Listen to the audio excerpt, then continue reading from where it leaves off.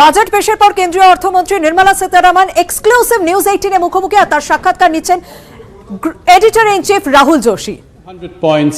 It is the highest bounce in absolute terms ever, and a 5% jump is the highest in 22 years.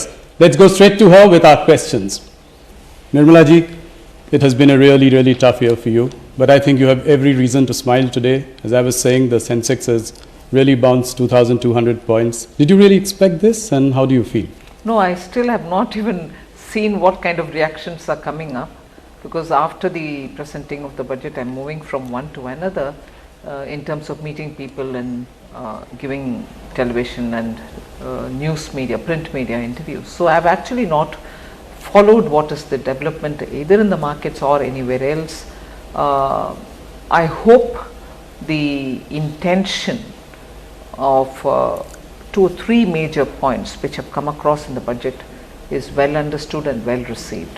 And if it is being received, I'll be happy, because after all, we want the country to understand the intent of this government. It has been a tough year. You know, you've presented this budget in the backdrop of a once-in-a-century pandemic, and also with a highly aggressive neighbor, external aggression from China. What were you really thinking about when you were framing this budget? One thing was clear. If I had more resources to give, I would have given it to the people as much as we can, but we hadn't that kind of a comfort. We didn't have it then, we don't have it yet. We soon can hope to have it. And also the fact that even during the pandemic, the small amounts that we gave to some people only, not to very many, were partly also kept aside, and I don't blame anybody for it, kept aside, saved for probably rainy days, because the uncertainty is such. So the question of giving money to people so that immediately demand push will happen, and through that people will be expected to spend, also had a question with it, saying will they spend or will they keep it aside for rainy days. Also, spending will result in immediate demand increases, no doubt, possibly if they spend, but will it be a meaningful trigger for a virtuous cycle to be triggered off? Unless that spending happens in those sectors where the multiplier will work, there's no point in spending in areas which the multipliers are, where the multipliers are weak. That is why we have taken this route of qualitative expenditure, capex through infrastructure building, capex for health, so that you bring in such infrastructure and such facility for health, and there take an approach of holistic health, and then look at agriculture. And that is why we have gone through this route.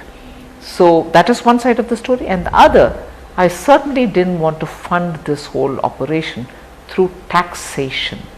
By increasing tax, getting the money and then spending is not something which any of us even put on the table for consideration. So that is why I have made provision for large borrowings, with the tax buoyancy kept at a very conservative level, and with disinvestment, asset monetization and improved GST collection. I hope we'll be looking at better ways of handling our finances.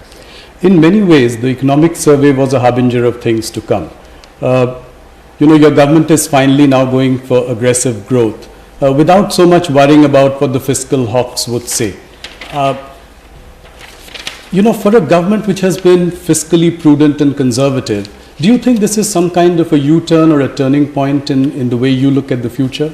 No, I don't, because it is one thing to be conservative and fiscally prudent, and at normal times.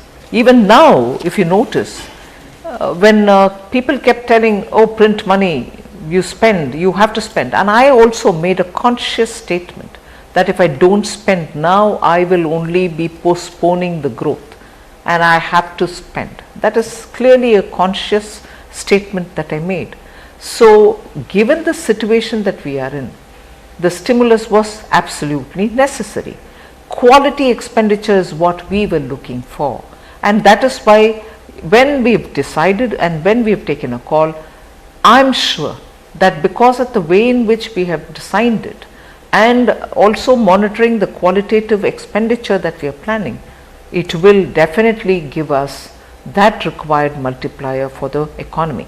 And once the economy is into that virtuous cycle, income generation, revenue generation, and all of that will fall in place. So your fiscal prudence is still intact, and that is why I've given you a glide path. Right. Because I'm confident that this year I might have gone that far, but I can rein that back in. But 4.5% in 25-26, given that, we were hovering between 3 and 3.5 in the last couple of years, before the pandemic. That's true, but the pandemic and its impact is something which we'll have to keep in mind for the duration it is going to take for it to come back to that kind of a buoyancy, for that level of growth. And I can't be overestimating the economy, and I don't think the economy is in a position to even heat or overheat. Those fears are not at all there, and therefore I have to give it a reasonable time, and I didn't grudge that. Nirmala ji, by now we know what the government thinks of rating agencies like Moody's and Standard & Poor, of them being noisy, opaque and biased.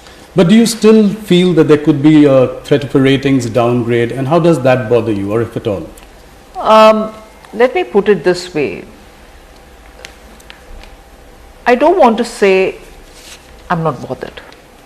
At the same time, I didn't let it bother me, because otherwise, even during the pandemic, a lot of people kept asking me, is the rating agency worry stopping you from spending? Now I am spending. Yes. So then or now, it is not that bother. But of course, by giving a glide path, by restraining too long, like the way in 2008, it was left open and there was no closing the doors. Yes.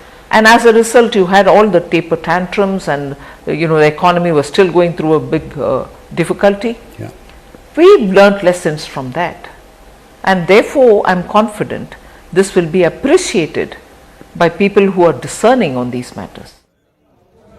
কেন্দ্রীয় অর্থমন্ত্রী নির্মলা সীতারামনের এই exclusive ইন্টারভিউটি এখন দেখুন পুরোপুরি CNBC TV 18 এবং CNN News 18 এ।